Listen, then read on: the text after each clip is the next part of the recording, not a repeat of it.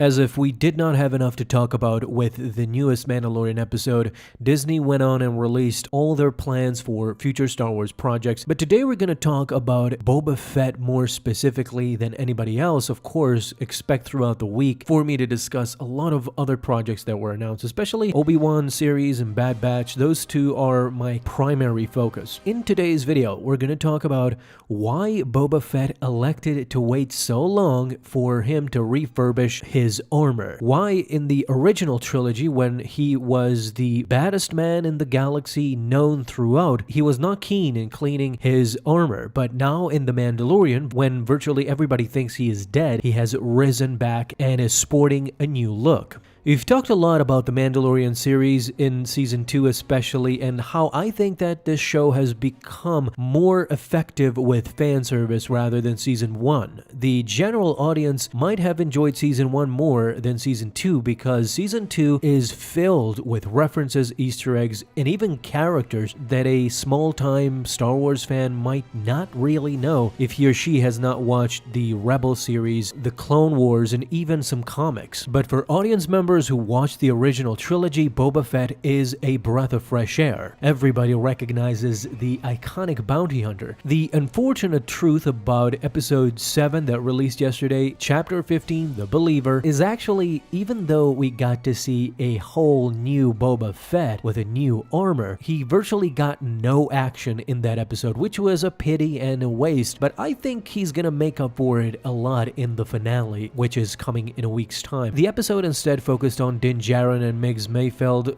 successfully extracting the location of Moff Gideon from the Imperial refinery. You see, we need to talk about Boba Fett's armor because Boba Fett's armor is unmistakably one of the biggest reasons that the character of Boba Fett became so popular. Even though we love his antics and his adventures, he ultimately, just as Darth Vader, he is recognizable instantly with that armor. He was first introduced as an animated character in the Star Wars Holiday Special, but the armor wasn't all there. The helmet was, but the armor was not still put together. The first time we see Boba Fett in live action is in the movie The Empire Strikes Back. There he was quiet, had a mysterious demeanor, and when combined with his unique looking armor and the fact that Vader hired him as a bounty hunter, this instantly made all fans want to know more about this dark and mysterious figure. In previous times, all we got to see from him is in the movies where he transports Han Solo, he fights Luke Skywalker in Return of the Jedi,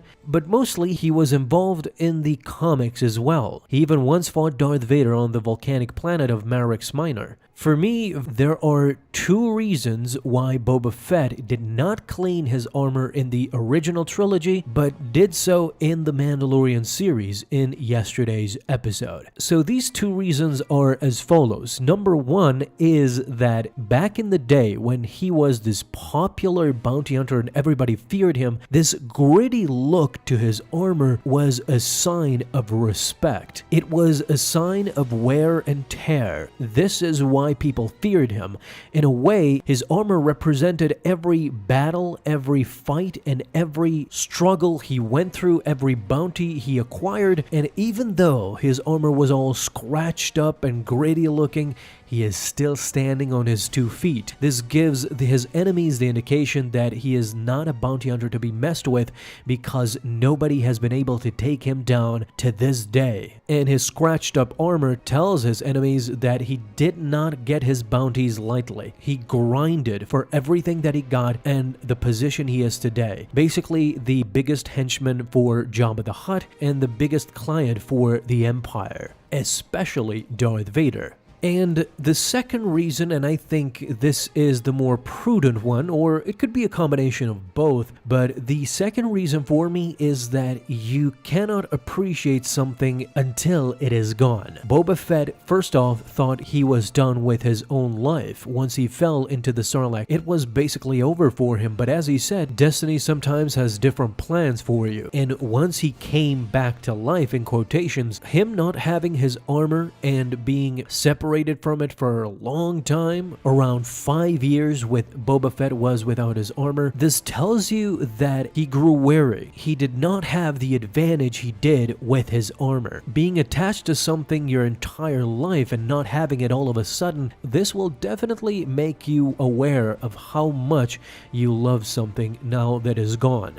And once his armor was ripped out of his hands all of a sudden, now he realized the true value. I mean, you can imagine how he felt the first time he wore that armor after so many years when he battled the Empire on Tython. He was reinvigorated and filled with a newfound respect for life and for his culture, his armor. These are, I think, the two main reasons, and again, it could be a combination of both, why Boba Fett elected to refurbish his armor now rather than in the original trilogy. Now, I saw a lot of other speculation out there, so it is important to mention the fans' opinion as well, which for some is that Boba Fett was a very busy man throughout his life, despite no doubt having an insane amount of credits and resources behind him through completing his bounties. It is a period of Boba Fett's life that we saw him essentially serving everybody, from Jabba the Hutt to Darth Vader, constantly. But when we see him in The Mandalorian, he is all alone on Tatooine, wearing Tusken Raider clothing and weaponry. This gives us the indication that he lived as a nomad for so long, and he has nothing but time on his hands, which would make sense now that he has the time, and joining the Mandalorian to save the child, he would have the time and the patience to go and refurbish his armor, something that he has not done for a long time and perhaps felt guilty about.